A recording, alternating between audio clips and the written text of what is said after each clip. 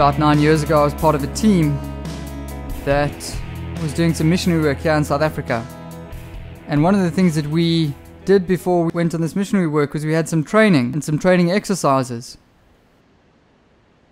One of the training exercises that we did as a group, as a team of us, was some team building. And one of the things we did as a team building was we went out to this big waterfall area. And there was a cliff on the side of the waterfall area, and you could jump off the cliff into the water. So the 6 of us arrived there and climbed to the top of this cliff. And I was the first one to the top, and I look over the edge. And as I look over the edge, I freak out. And I'm thinking to myself, whoa, I can't do this.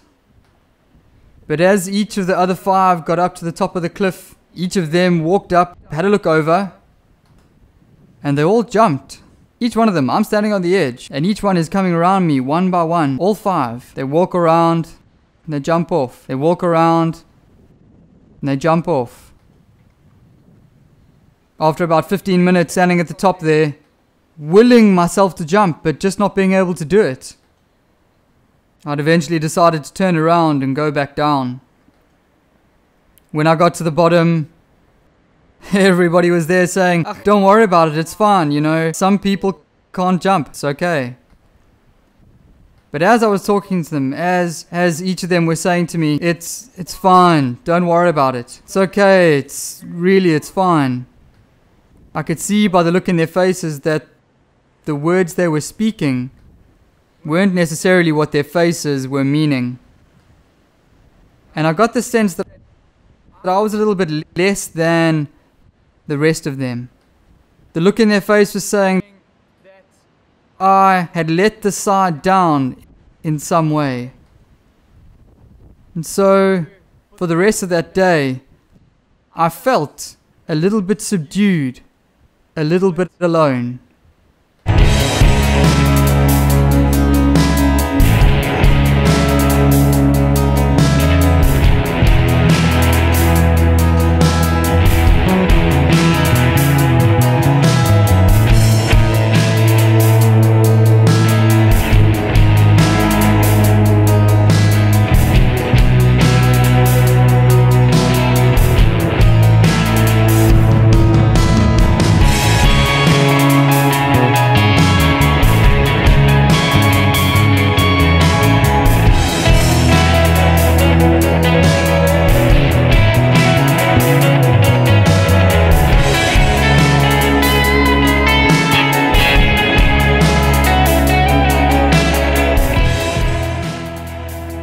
In the Bible, there's another story where Jesus interacts with another person who's less than.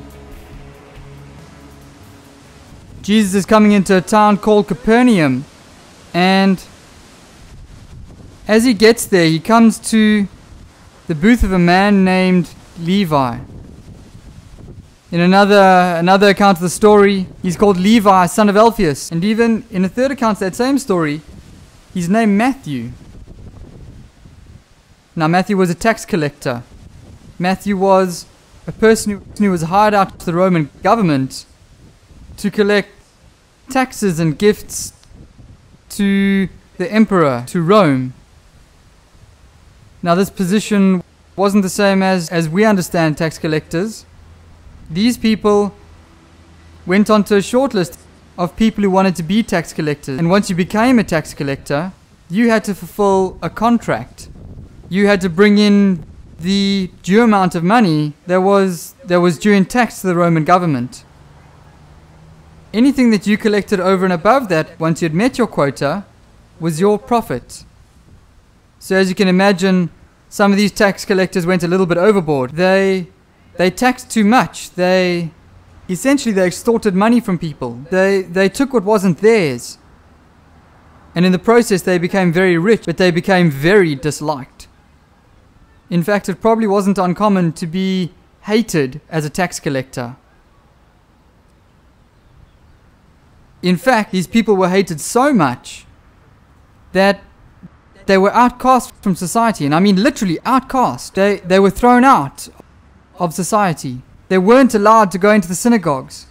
They weren't allowed to be judges or witnesses in court cases. They weren't allowed to eat with other people. Even their families, even the people who were close to them, were excommunicated from society, were outcast from society. So not only the person, but also their families, their mothers, their brothers, their sisters, their cousins, their uncles. If you were the family member of a tax collector, you were chucked out of society.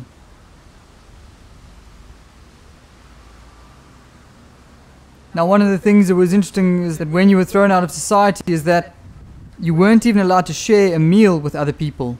You weren't even allowed to share food with other people. And that's interesting because what it means is that food had become a means of socially throwing somebody out. If you can't share food, if you can't share something as simple and intimate as a meal together, then you were completely on the outside of society. Food in this way became almost like a commodity, a thing that could be traded. If we can have a meal together, if we can connect over a meal, then we're together, we're in society, we're integrated. But if we can't share that, if this meal and this food becomes something that allows me to exclude, then we're completely disintegrated. We're not in the society, we're not a part, we're not together. So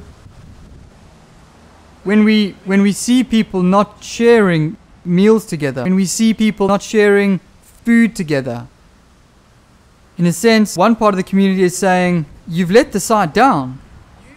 You've put yourself outside of us. You have disappointed us. And we don't want anything to do with you. So really, when we see Jesus coming to Levi, it's interesting that the first thing that he says to him is, come, I'm having a meal in your house tonight. I'm eating with you tonight. Even though the community thinks that you have let the side down, I still want to engage with you. I want to integrate with you. I want to bring you back into society. I want to allow you into my space. Share this time of fellowship together. Jesus is doing something very different here.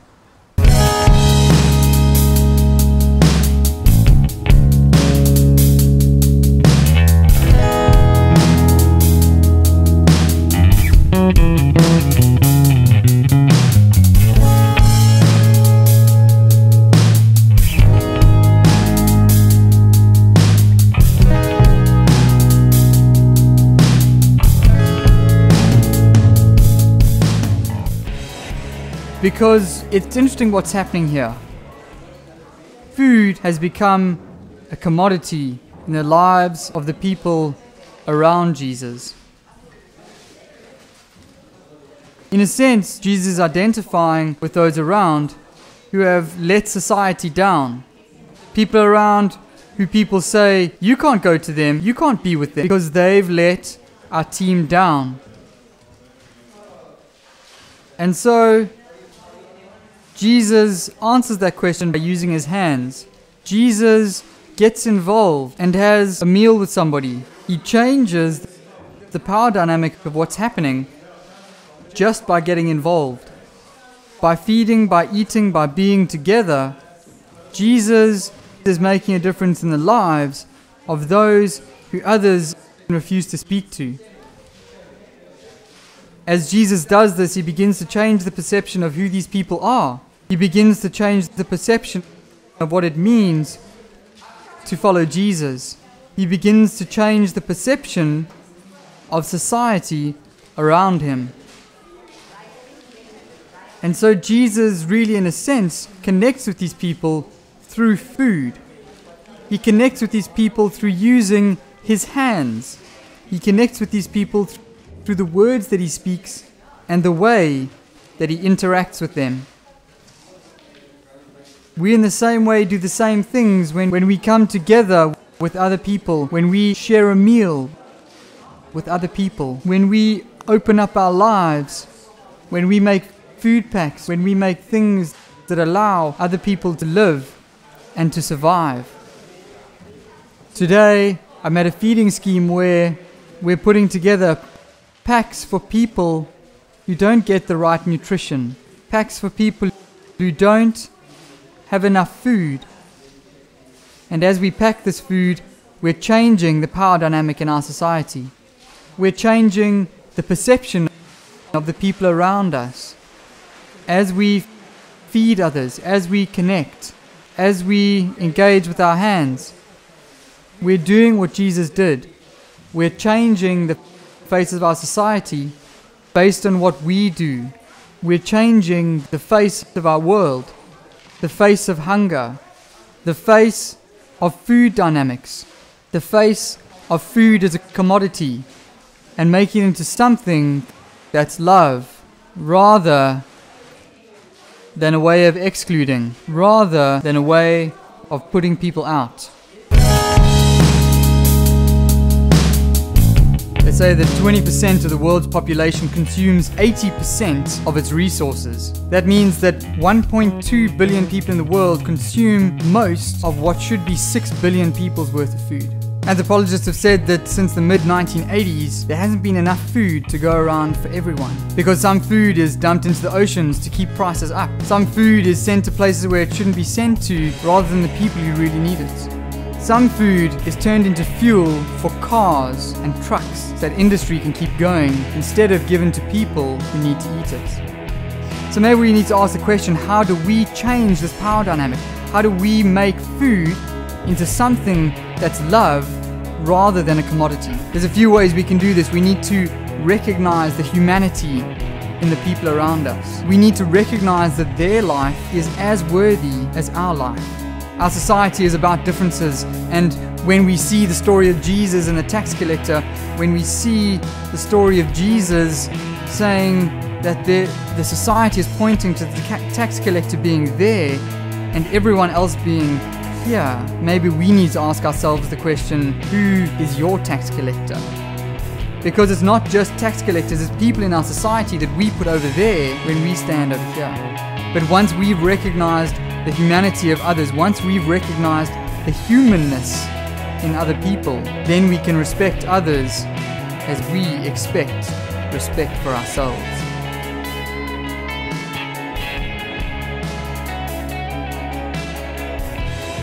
So our challenge is, are we going to be the people who help the less thans? The ones who everyone else says has let the side down?